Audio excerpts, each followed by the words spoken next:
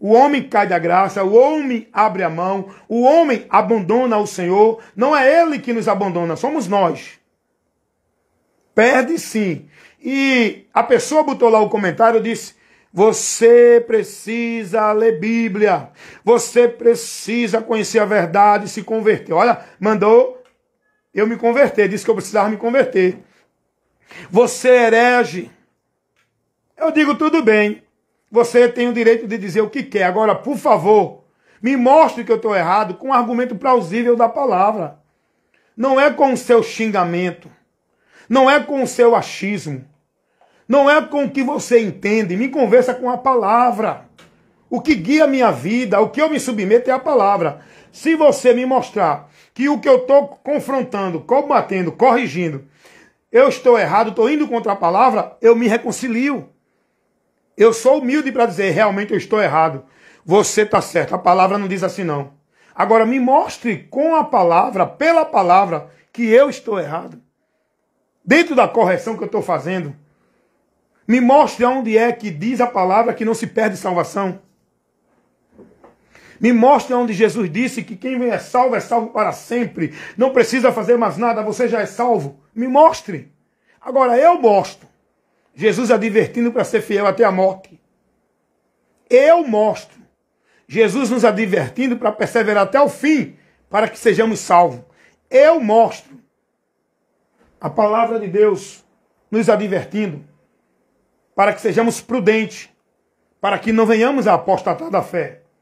Eu mostro a verdade que a palavra revela, que se a gente não for fiel, prudente e não estiver firme, guardando a sã doutrina, a gente é apostata, a gente é desviado, a gente é vencido, a gente é derrotado, a gente volta para a miséria novamente, da vida cega sem Deus, pensando que estamos com Deus.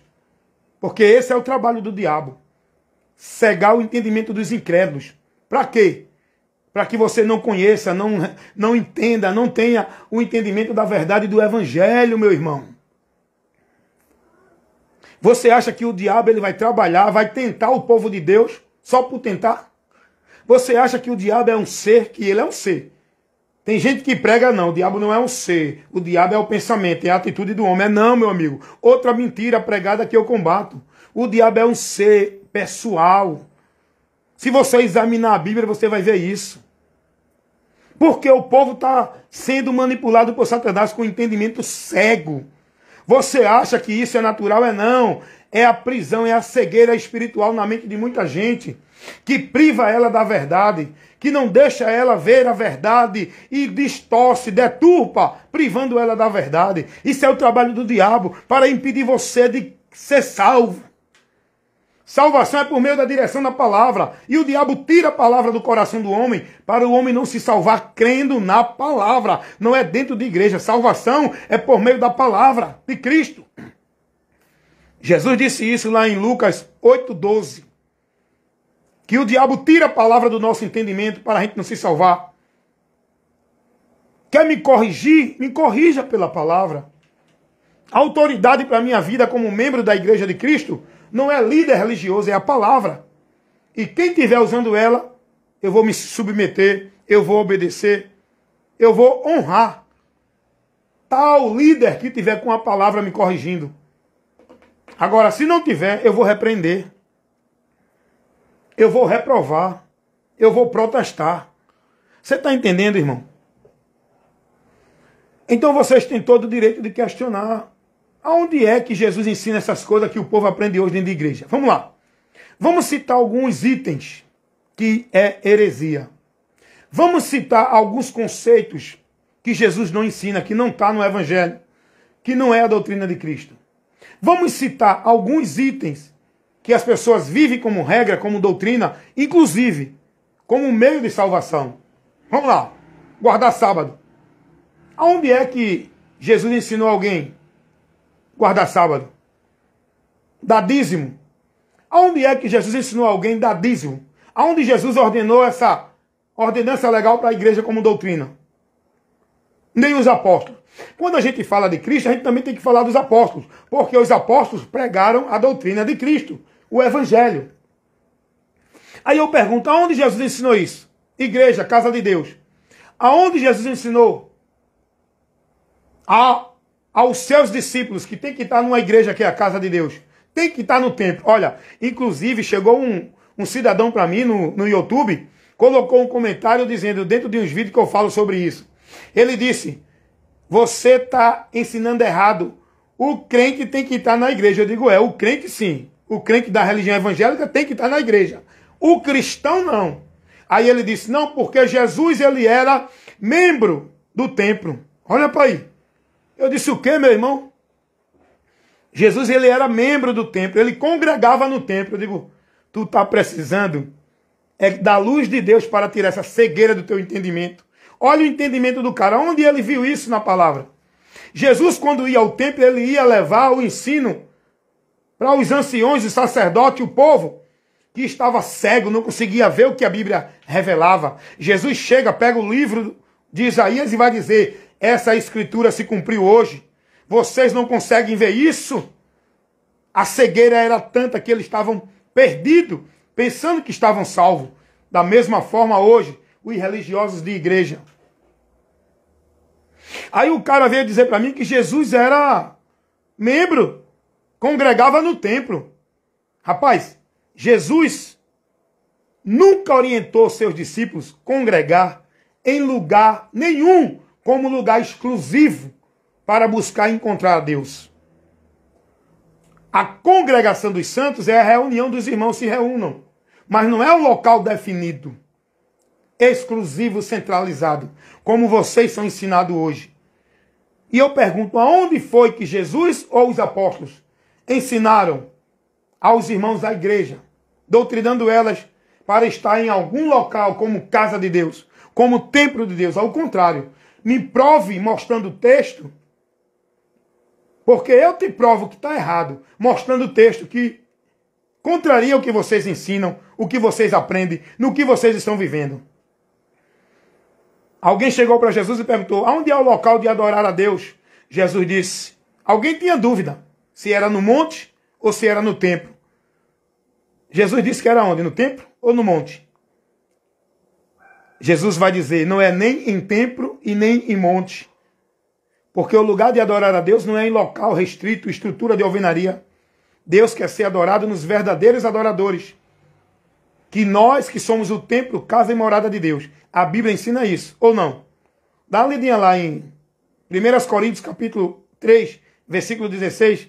Dá uma lidinha lá, Hebreus 3, 6. Dá uma lidinha lá, 2 Coríntios 6, 16. Que tu vai ver essa verdade, que casa de Deus, lugar de habitação, aonde Deus habita, não é em templo, em casa de igreja de alvenaria. Deus habita em nós. A Bíblia não ensina em canto nenhum local, estrutura, recinto geográfico como casa de Deus. Aí me prova aí que eu estou errado. E por que você não olha o que está sendo levado para você abrir o seu entendimento? Por que você prefere viver nessa mentira de que casa de Deus é ali, tem que adorar a Deus ali, tem que servir a Deus ali? Aí você quer me questionar, aí você vai dizer que eu que sou herético, eu que sou desviado, eu que sou mensageiro do diabo?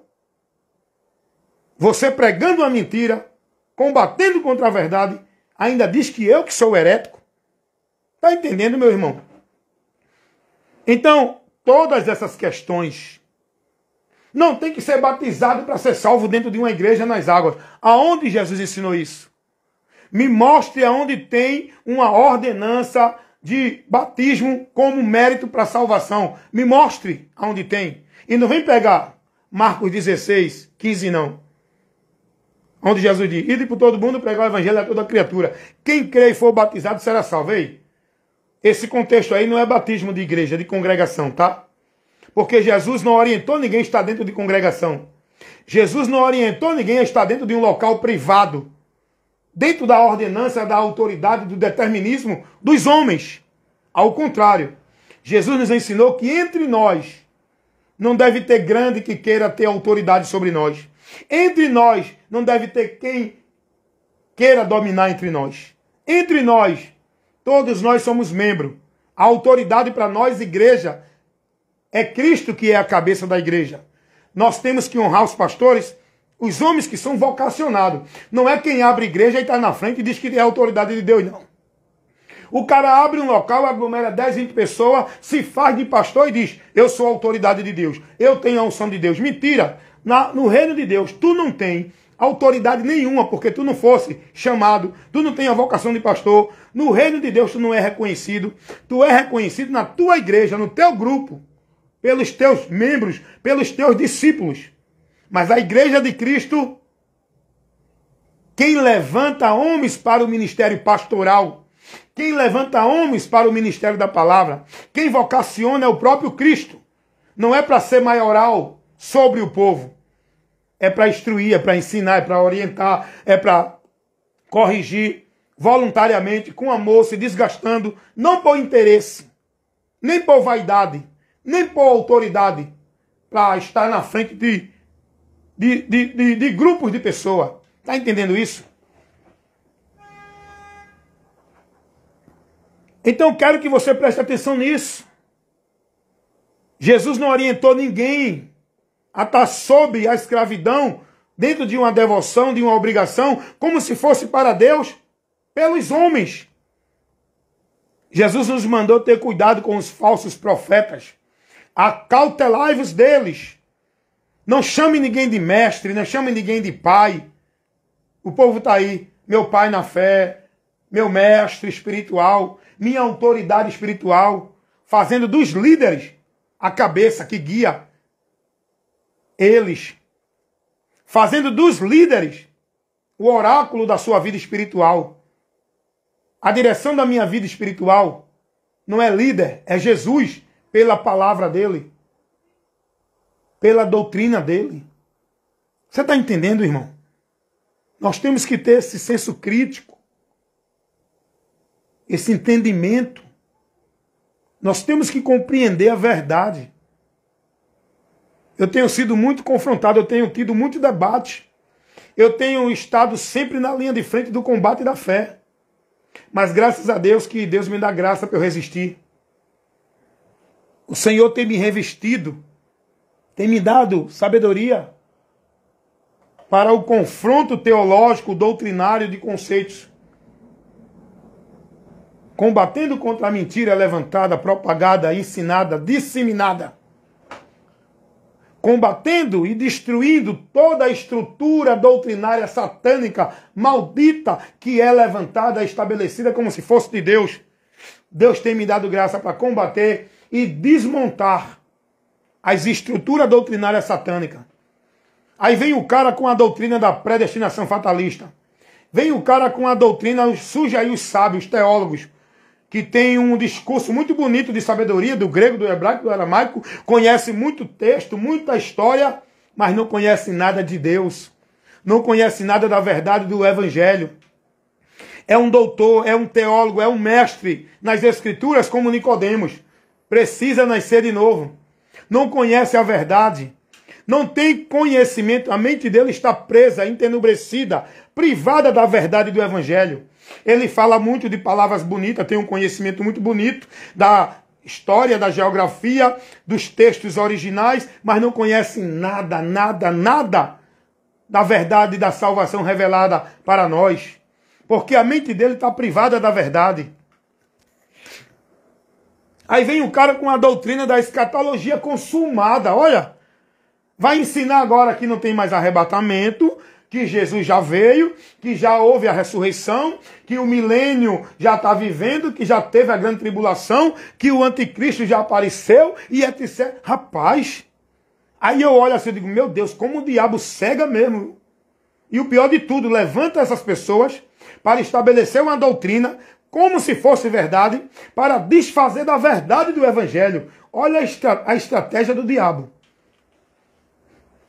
Aqueles que pregam a verdade são tidos como mentirosos, heréticos. Aqueles que estão pregando uma mentira são tidos como homem de Deus pela multidão que está seguindo eles.